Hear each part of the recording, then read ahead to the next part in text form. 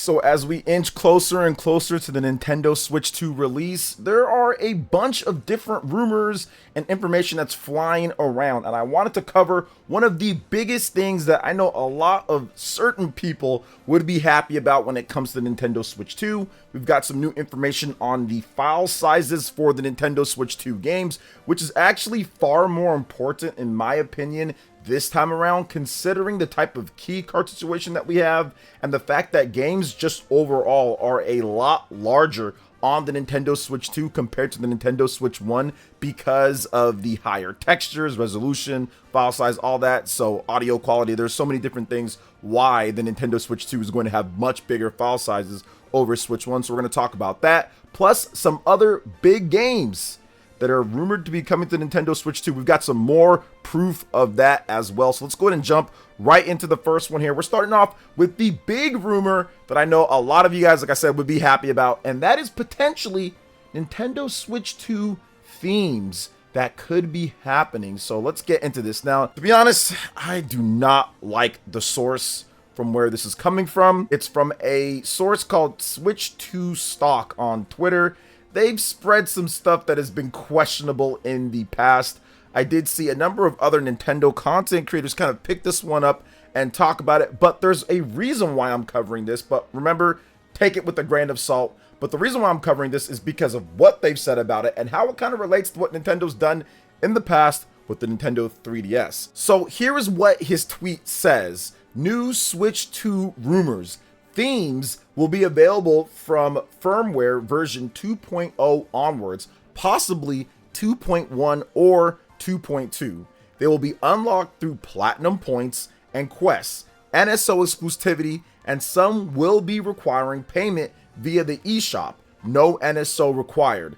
The pic here that you guys see is just a concept. So this right here would be very interesting because Nintendo has not done themes since the Nintendo 3DS, and honestly the only real system that they actually had themes on was the Nintendo 3DS. The Wii U didn't really have that. It had the Wada Wada Plaza, but there wasn't really a lot of themes with that system. The Wii was the same Wii, channels where it has like different TV screens and you pick one. Obviously GameCube, Super Nintendo, all of that. N64 didn't have anything like that. With the Switch, all they had was a light theme and a dark theme. So there wasn't really any real themes. Themes have only been a real thing with the Nintendo 3DS, but they've stuck with a certain group of people. And in the modern age, outside of the Nintendo Wii, which is more like a retro theme at this point, even if you're looking at the Nintendo 3DS, a lot of Nintendo fans kind of grew up with the Nintendo 3DS as their main platform a decade plus ago or so. So I can see why there's a certain group of people that just absolutely love themes, and that's like their whole life is having themes for some reason, even though you look at it for like 2 seconds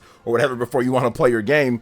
But I do think that having the themes would obviously be nice. It'd be a nice little bonus and extra if they did. Now, the reason why I'm covering this is because I could see Nintendo doing something like this, having NSO exclusivity, incentivizing people to go and get the platinum coins and to sign up and to do different types of missions on there, like play this, and this game, or do these different things to unlock more platinum coins to unlock this stuff. So that does seem like something Nintendo would do. They've already started doing that or have been doing that with Nintendo Switch icons. If you want to get certain icons from different games, you can unlock them through platinum points as well. So that does seem like something Nintendo would do. And one of the biggest differences with this that I say why I think Nintendo's going to do this, look at the voice chat stuff that they have. They finally have implemented voice chat into the Nintendo Switch system. I think that the improved specs and RAM was one of the biggest reasons why the voice chat was included in there. It actually has the horsepower to get everything going overall and do it in a pretty okay type of way with the game chat. They have game share. This system has significantly more bandwidth to do different things and to multitask compared to the Nintendo Switch 1, which had a relatively smaller amount for the OS and other features, which is why some of the stuff was offloaded to an app, for example. So I do think that having themes this time around and having dynamic stuff that happens with voice chat and other stuff, and having the option to even have paid themes, which was a thing on the Nintendo 3DS, definitely seems like it was possible, because there were basic themes that you can get different colors, then there were like paid themes that you can get as well. There was limited time exclusive themes that you got for doing certain things. I don't remember everything with the Nintendo 3DS themes. I just got a Super Smash Brothers for 3DS theme, and I just kind of left it there, and I haven't taken it off since then, so it's been there for like, I don't know, a decade or however long it's been there for. So that's all I did. I didn't really mess around with it too much. But yes, this is definitely somewhat believable overall. But remember, take it with a grain of salt till we get the confirmation from Nintendo. But what I'm not going to take with a grain of salt is all the new people that are hitting that subscribe button because you're enjoying the content. So hit that sub button, hit that like button, and click that notification bell to get my vids as soon as they drop, as we're dropping all sorts of great Nintendo Switch 2 content and more leading up to launch and of course after. Now let's get into the next topic here, and that's going to be Nintendo Switch 2 file sizes. This is actually a pretty important thing this time around. With the Nintendo Switch 1, everything was essentially on cartridge that was a larger size, and there was really only one bigger game, and that was The Legend of Zelda Breath of the Wild. And that game was physical, complete on cartridge, so you didn't really have to worry too much about the small memory that the Nintendo Switch 1 had, because a lot of games were physical and you can just buy it there. Or if you look at it, the digital games were so tiny, there wasn't a lot of major big third-party games to download. The Nintendo Switch 2 is a completely different beast overall. You've got the introduction down of, from the launch, the game keycards, which games are massive. Games like Yakuza 0, for example, are 53 gigabytes. Cyberpunk 2077, which is awesome because it comes on a 64 gigabyte cartridge, that is 59.8 gigabytes. Mario Kart World, 23.4 gigabytes. Bravely Default, which is very upsetting this didn't come on a game card overall. That would actually be one of the biggest games if it launched on the Nintendo Switch 1 back in 2017.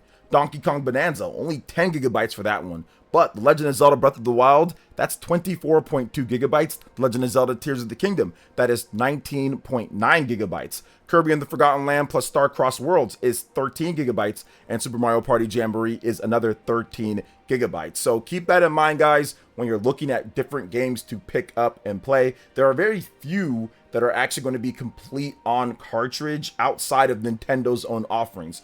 All of Nintendo's big games, I think Welcome Tour, that's not really a big game, but Welcome Tour, that's just a paid digital game. Drag Cross Drive, we got to see about that one. But all the other games, when it comes down to it, Mario Kart World, Donkey Kong Bonanza, Metroid Prime 4, the Kirby Air Riders game, probably, looking at everything else, is going to be on cartridge, so you can save space on your internal memory from there. Now, thankfully, Nintendo did bump things up to 256 gigabytes of internal memory, but you're probably, especially if you're bringing over a large digital library from the Nintendo Switch 1, you're probably going to want to pick up a new micro SD express card. There are different variations of that, 128, 256, 512, and 1 terabyte.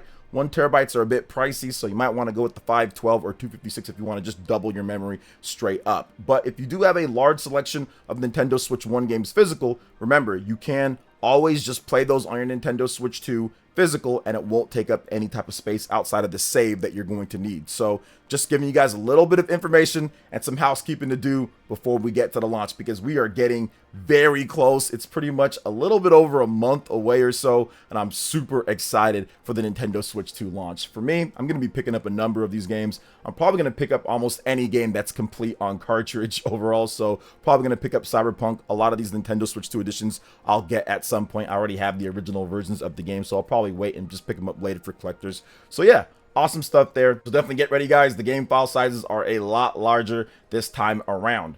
All right, next up, we've got a brand new big AAA title that has been rated for the Nintendo Switch 2, and it looks like it's going to happen, and that is Dragon Ball Sparking Zero. This is a game that was actually rumored beforehand. This has been rated in Saudi Arabia, so yeah, looks like Dragon Ball Sparking Zero is going to be coming over. This game released on the Xbox Series and PlayStation 5 plus PC last year and sold millions of copies. The sales have dwindled down a bit. The hype has definitely dwindled down from there, but at the same time, it's still a very good game that a lot of Dragon Ball Z fans picked up and played and really enjoyed it. And I think that if you look at what happened on the Nintendo Switch 1, for example, they brought over pretty much all of the big Dragon Ball Z games. You had Dragon Ball FighterZ, you had Dragon Ball Xenoverse 1 and Dragon Ball Xenoverse 2, in addition to Dragon Ball Kakarot, which is a huge open-ended action RPG that many people felt wouldn't come over to Nintendo Switch, and they actually got that game ported over to the Nintendo Switch. So I would expect Dragon Ball Sparking Zero to come over as well. Bandai Namco has also had great sales success with Nintendo Switch versions of Dragon Ball Z games. So yeah, just expect it to come over. It's just a matter of when, not if at this point. And with this rating, it definitely is going to happen because somebody actually from Bandai Namco went there and paid for that rating. So I'm guessing that Nintendo will probably announce it at a June Direct. If they have one, or July. I know that there's probably going to be a Direct in the summer at some point, and I'm guessing that Nintendo's going to try to keep that momentum and announce more third-party games and potentially a big first-party game here or there for the fall of 2025. So I would expect that to happen and this game be part of it. But yeah, Dragon Ball Sparking Zero definitely seems like it's set for the Nintendo Switch 2. So let's go and move on to the final topic here, and we're going to talk about Resident Evil 4 Remake. This game has blasted past a major milestone as it hits 10 million units. Now, for those who don't know,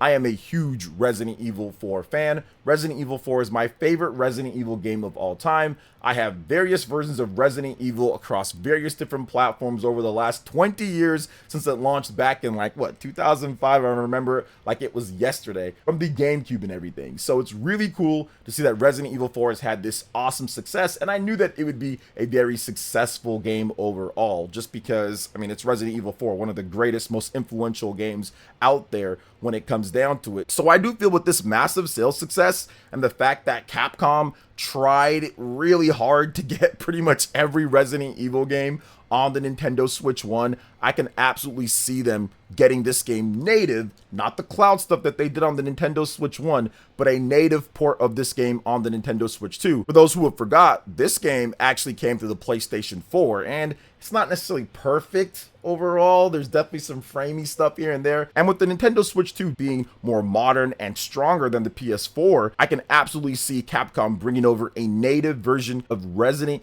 Evil 4 Remake. So this would be awesome. This game is great for those who haven't played it.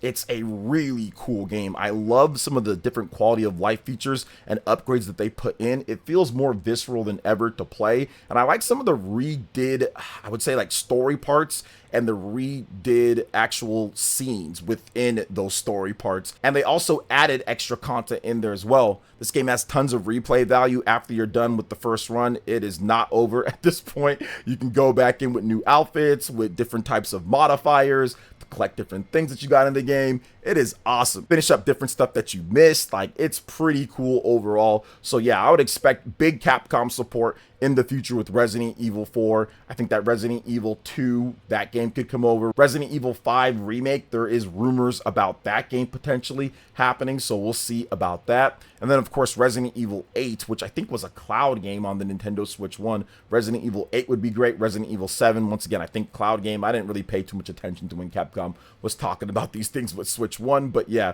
I do feel that getting native versions of all the Resident Evil games that were cloud on the Nintendo Switch 1 should be one of the priorities that Capcom is looking forward to. And I would guess if you go back and you see how Nintendo announced Resident Evil games coming to Nintendo Switch 1, I can absolutely see them doing that with Nintendo Switch 2. One of the biggest surprises with Resident Evil 6, that was the game that sold over 1 million units on the Nintendo Switch by itself. So that was shocking, and people were like, what, Resident Evil 6, that game sold over 1 million units on the Switch by itself? So yeah, I definitely see them doing something together, having an announcement at a Nintendo Direct or something like that to kind of hype up the Resident Evil games coming over native to the Nintendo Switch 2 with features like HD Rumble. I would love to see that overall, but we're gonna have to wait and see on all of that. But what are your thoughts when it comes to everything that we talked about here, from the Nintendo Switch 2 themes to the file sizes, of course, new games potentially coming over? Let me know in the comment section below. All right, guys, that wraps it up for this video here. Thank you so much for watching. I do appreciate it. Please make sure you hit that like button, subscribe if you're someone new, click that notification bell, and check out my other Nintendo Switch 2 RPG content and more right here on screen. Thanks for watching, and we'll catch you guys for the next one. Peace.